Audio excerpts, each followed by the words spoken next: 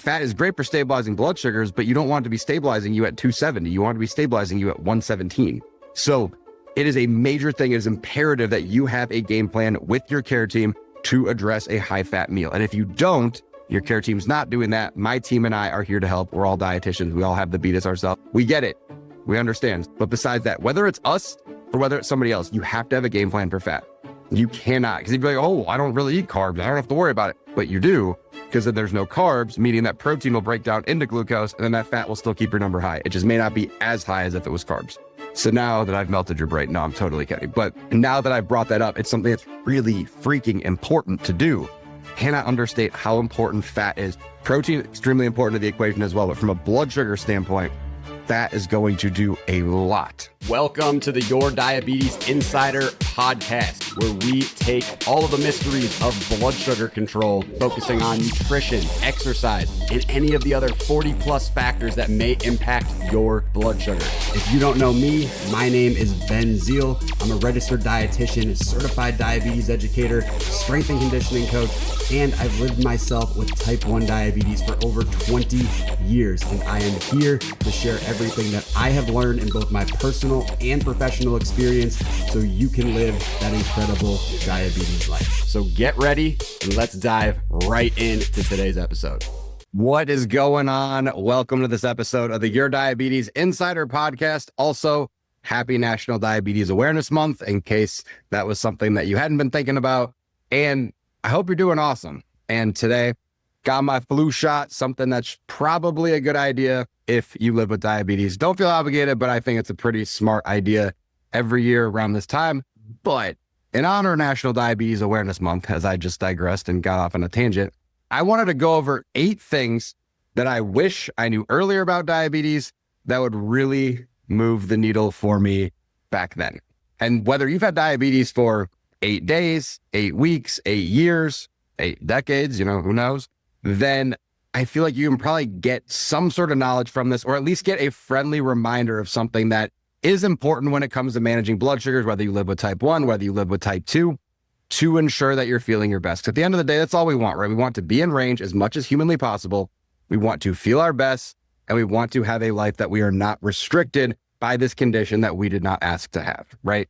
So without further ado, these 8 are in no particular order. They're just 8 things that I figured were important to talk about, because a lot of times I'll get questions on what should I do for this? Or does this supplement work? Or what about this? Or what do I do for my blood sugar in this situation? And I think you're going to find that a lot of these things, at least a few of them in particular, are going to really resonate on that front.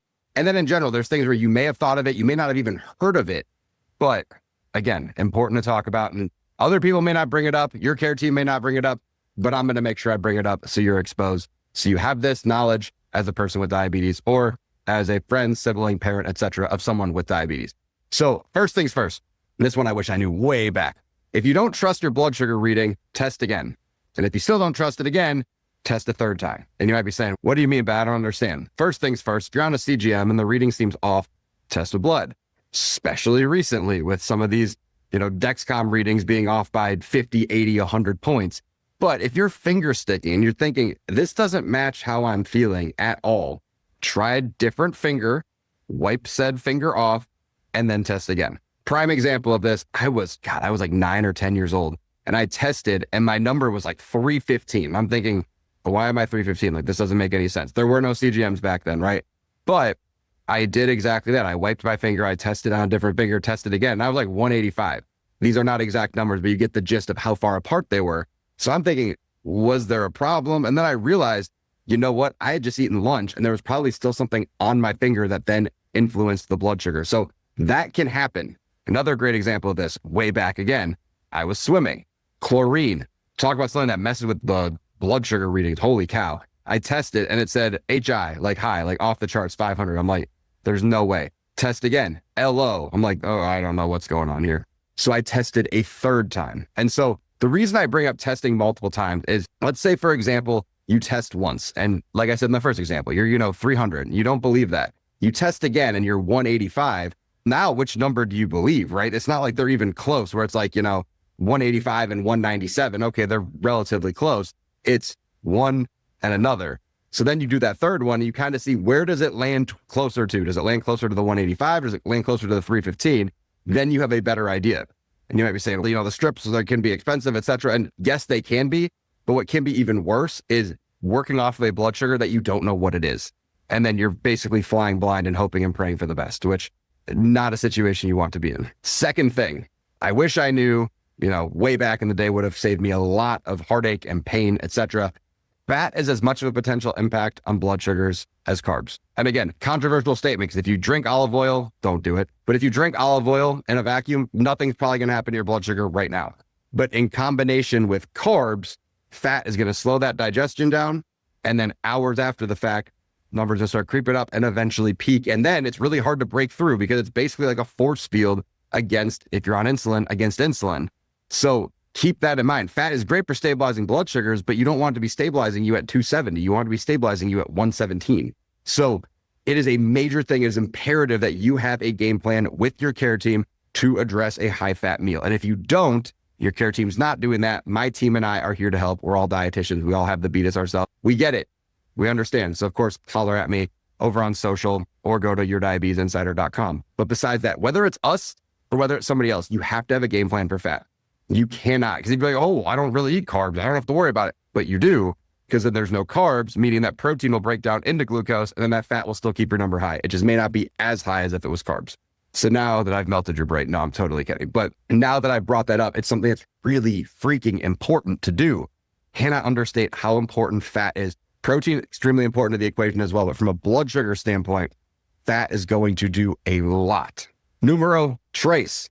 Your non-workout activity output matters a lot more than you realize. And you might think, first off, what does that even mean? I'm basically just saying in a very fancy way, you need to get steps in on a regular basis. And if you don't, your body will let you know via your blood sugars. So easy example of this. And I like to use examples of myself and then every now and then other people I know what the beat is. So this has happened to me. This happened to other people as well, and some patients who work with us. With me as an example, my body, let's just say I'm used to taking 10,000 steps per day, just an easy round number that most people know. There have been days where my step count is not great, right? For whatever reason, I had to drive for a while. I was sitting in a class for a while, whatever it was, right? I was not moving my body. And it is 5 or 6 p.m. and my blood sugar is suddenly 225. And there's no explanation, right? I've dosed correctly, done everything correctly. I've counted the carbs, the protein, the fat, everything's on point, but my number's stubbornly high. I then decide, hey, to lower my number, let's start walking, start getting some steps up. As my step count goes towards where I need to be, my number drops. Yes, it is directly influenced by the fact that I'm getting more steps. But what the body is also saying is I am used to 10,000 steps per day in this example. Could be 7,000, could be 4,000, whatever.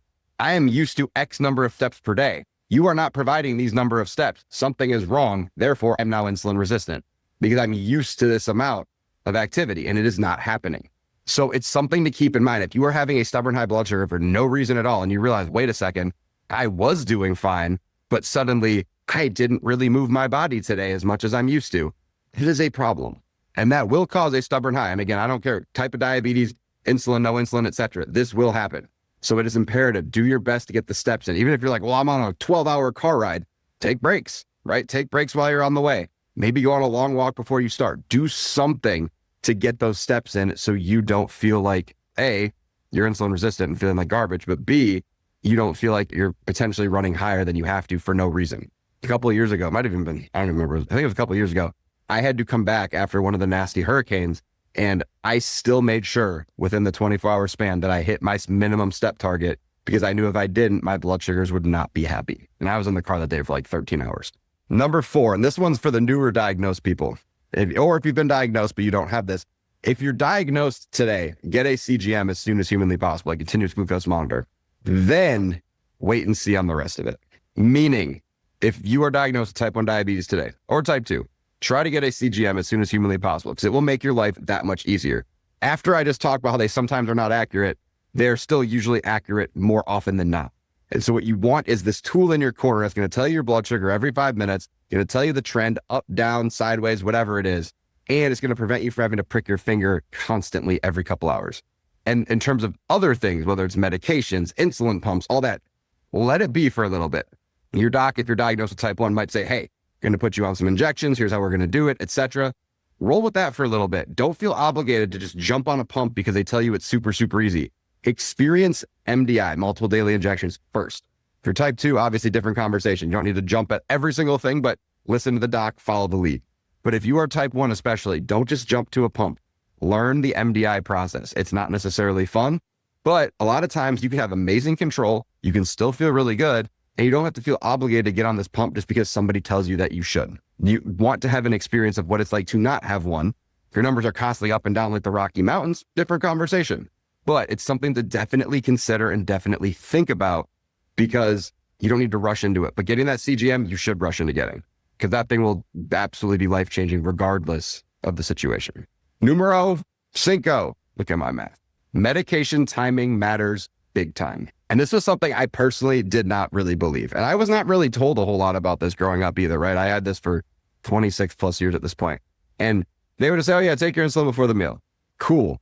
Did not talk about, taking it a certain amount of time early, depending on the food, et cetera, et cetera.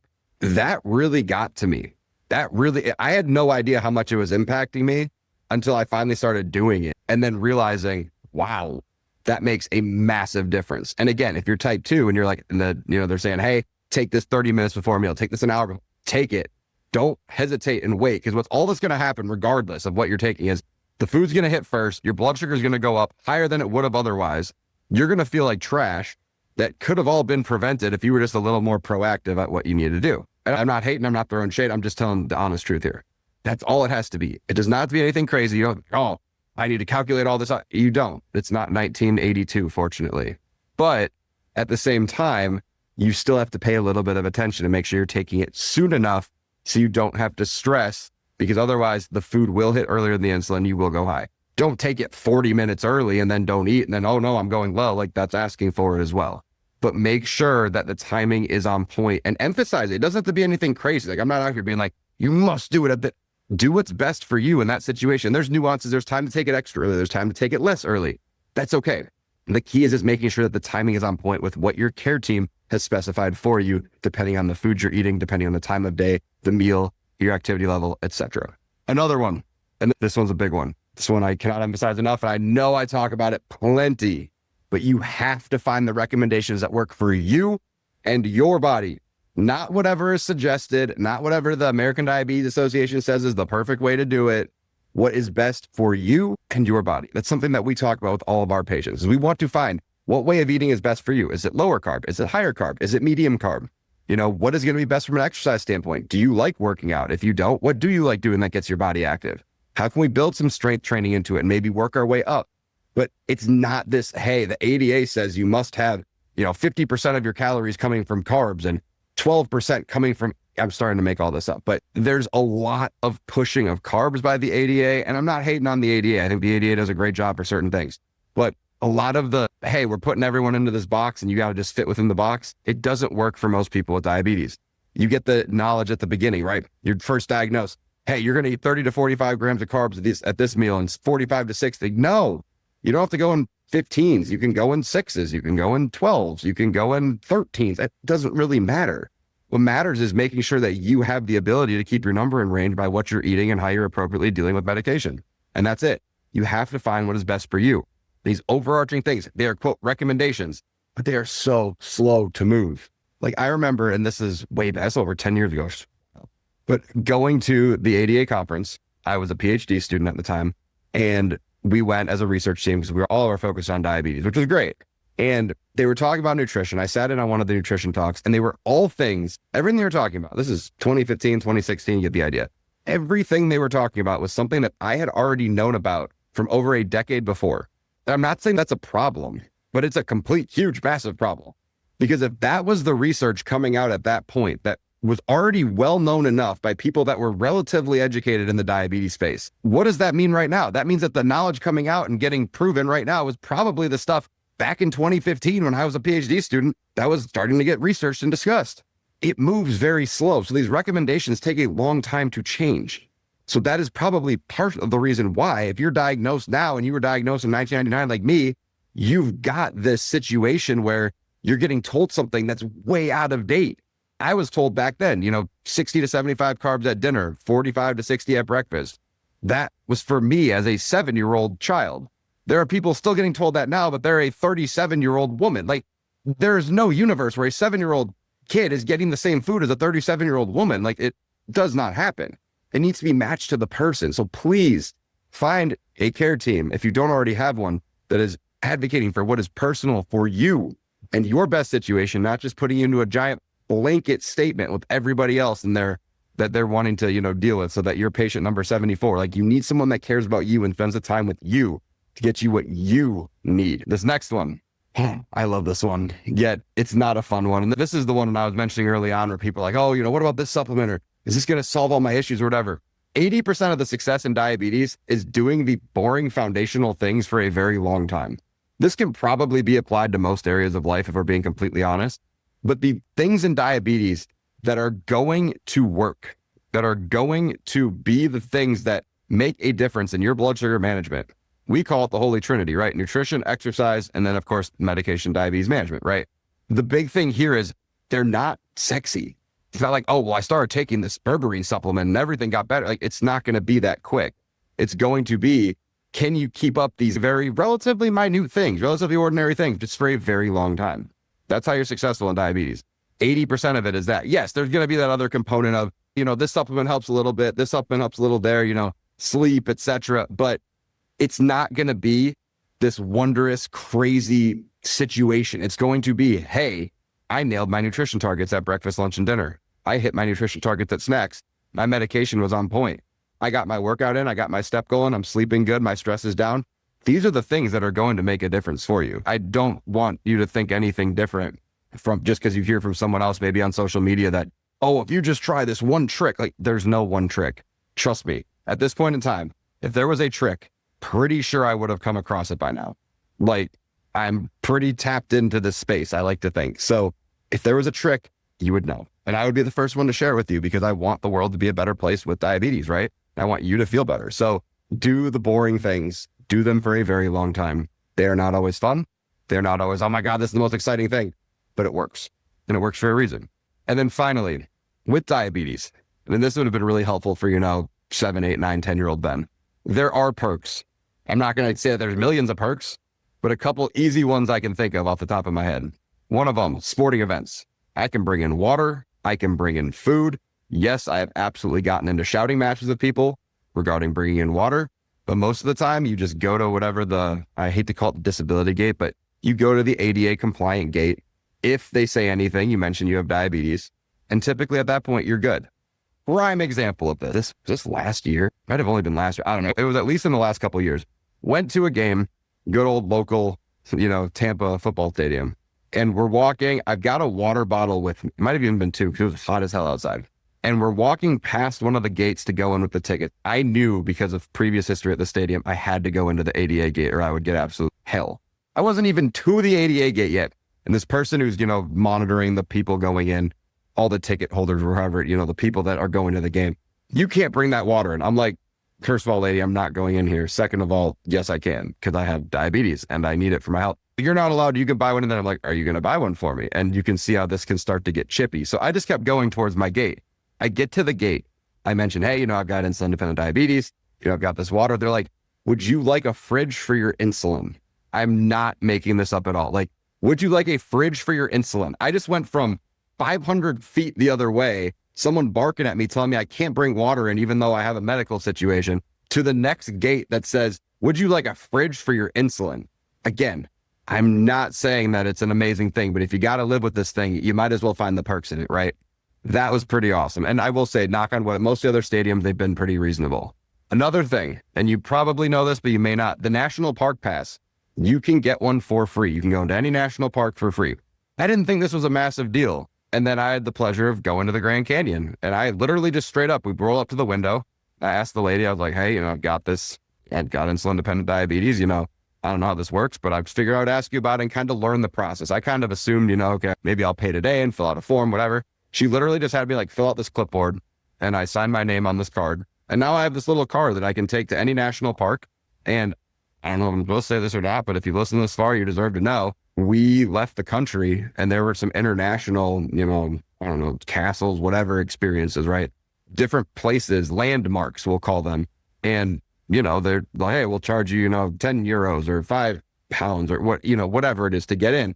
And I would just be like, for the hell of it, like, I'll show them this card and see if it does anything. Most of them let me in. The card works in the US, so might as well try it out here, right? So just a fun fact, like, it's worth getting the card. You never know. Of course, what's the worst thing? Out of the country, they say no. That's fine. You're no worse off. At least you tried. So definitely get that pass, especially if you like hiking, you like nature, you like national parks. I think it's important to get into nature, especially with diabetes, to de-stress a little bit. But I think it's a massive thing. And again, there aren't millions of perks of living with diabetes, but you may as well find the ones that do exist. And if you know more, obviously, message me on social, go to yourdiabetiesinsider.com, send me a contact us form. Tell me some of the perks that you've discovered living with diabetes. Obviously, I can't cover all of them in this episode, but with this, these are 8 of the things that I wish I knew a long time ago, things that would have made my life easier. And I'm hopeful that they will make your life a little bit easier. Maybe they've, challenged some thoughts and some preconceived notions that you've had regarding certain things in diabetes. But at the very least, I hope they made you think or gave you a good refresher of things to pay attention to during National Diabetes Awareness Month, because obviously we deserve a month of our own, right? So with this, if you want that support from my team and I, we're here for you. We've got your back. We're all dietitians. We've got the Beatist. We've got exercise backgrounds, and we will do whatever we can to make sure your blood sugars are in an amazing spot. So you're living life without any restriction, eating what you love, doing the activities you love, dropping weight, gaining muscle, whatever that may be. So if that is what you're looking for, yourdiabetiesinsider.com. Definitely holler at me there, or on social media at Man of Zeal, MANOFTZEEL. Holler at me, shoot me a message, and I will happily get back to you there.